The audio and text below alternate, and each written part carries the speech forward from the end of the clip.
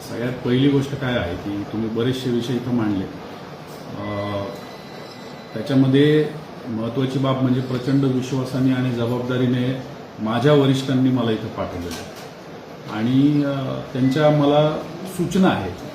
त्या सूचनांची अंमलबजावणी जी आहे ती अंमलबजावणी करणं मला असं वाटतं की ते सगळ्यात पहिलं माझं आद्य कर्तव्य आहे. कारण तो विश्वास संपादन करण्यासाठी कितीतरी अनेक वर्षाचे आपल्याला कष्ट आणि परिश्रम घ्यायला लागतात. त्याच्यामुळे ती बाब जी आहे ती महत्त्वाची आहे आणि त्यातून मला असं वाटतं की निपक्षपातीपणे पारदर्शकपणे काम करणं हे पोलीस अधीक्षक म्हणून माझं कर्तव्य तर आहेच, परंतु त्याचबरोबर माझा जो स्टाफ आहे, माझी जी टीम आहे त्यांच्याकडून पण ते अपेक्षित आहे. आज इथं मी चार्ज घेतलाय आणि येणाऱ्या जो काही कालावधी मला मिळेल त्या कालावधीमध्ये या जिल्ह्याला, इथल्या जिल्ह्यातल्या नागरिकांना अधिकाधिक चांगलं मला काय देता येईल, 5%, 10%, 20%, 80% जो काही बदल चांगला करता येईल तर त्याच्यासाठी प्रयत्नशील राहणं हे माझं काम राहणार आहे. तुम्ही ज्या सगळ्या मुद्दे मांडले त्याच्यातून अजून एक महत्त्वाचा मुद्दा आणि तो म्हणजे की लोकाभिमुख प्रशासन ज्याला म्हणतो आपण, म्हणजे नागरिकांना काय पाहिजे आहे, त्यांना त्रास कमीत कमी कसा झाला पाहिजे, तर त्याच्यासाठी प्रयत्नशील राहणं अत्यंत आवश्यक आहे असं मला वाटतं.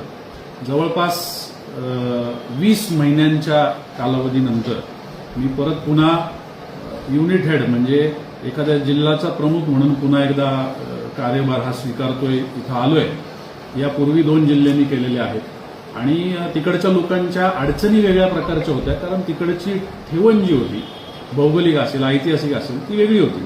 इथल्या आता अडचणी समजून घेणं आणि त्याच्यावरती एक करून त्याच्यावरती मार्ग काढणं हे मला वाटतं की ही महत्त्वाची प्रायोरिटी आहे.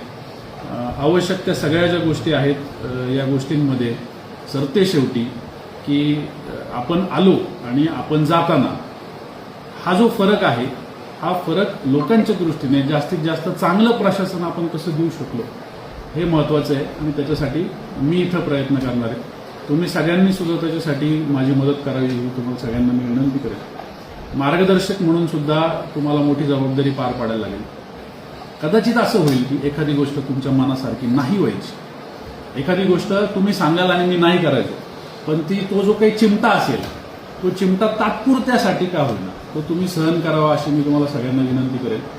कारण त्यातून आपल्याला येणाऱ्या कालावधीसाठी एक चांगला मॉड्यूल या ठिकाणी सेट करायचा जो पुढे कार्यरत राहील आणि माझ्याही पेक्षा जास्त नागरिकांनी, इथले जे पोलीस आहेत, पोलीस शेवटी नागरिकांचा